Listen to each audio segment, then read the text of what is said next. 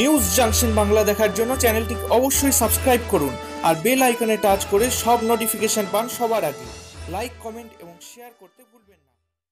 সংখ্যালঘু সেলের ব্যানারে এই প্রোগ্রাম, তাই প্রথমেই আমি বলি বিসমিল্লাহির রহমানির রহিম। আর আজকে আপনারা সকলেই জানেন যে কি উদ্দেশ্যে আজকে এই পথসভা করা হয়েছে।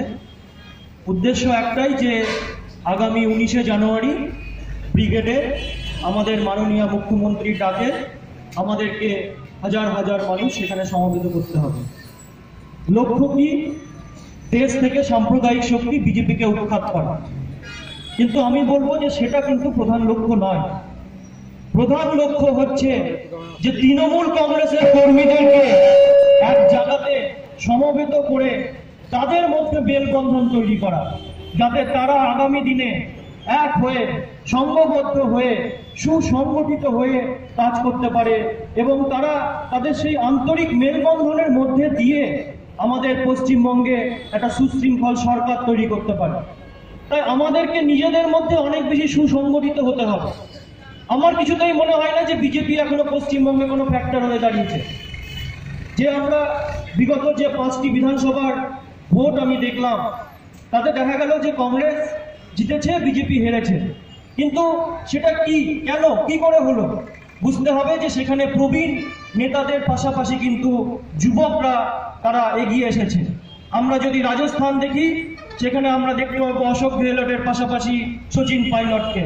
আমরা যদি মধ্যপ্রদেশ দেখি, সেখানে কিন্তু আমরা জ্যোতিরাদিত্য সিন্ধিয়ার মতো যুব সমাজকে দেখতে পাবো।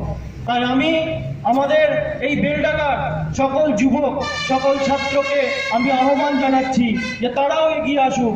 কারণ যখনই দেশে কোনো সংকট হয়েছে, দেশের সেই সংকট উদ্ধারের জন্য যুব সমাজকেই এগিয়ে আসতে হয়েছে।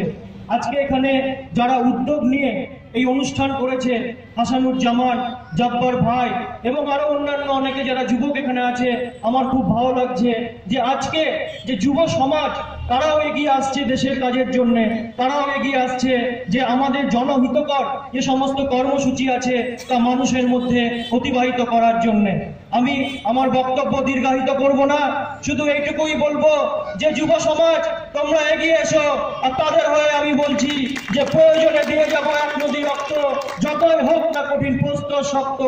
আমি এখানে যারা নেতৃত্ব আছে সকলকে অনুরোধ করব, আপনারা আপনাদের সাধ্য মতো এই বেলডাঙ্গা ব্লক থেকে হাজার হাজার মানুষ নিয়ে গিয়ে ব্রিগেডে সমবেত করে আমাদের যে ব্রিগেড সমাবেশ 19শে জানুয়ারি তাকে সাফল্যমণ্ডিত করুন।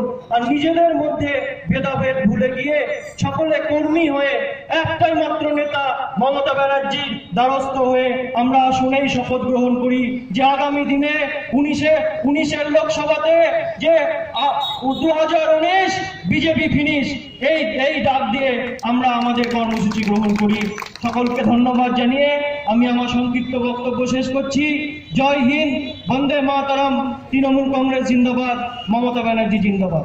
ধন্যবাদ।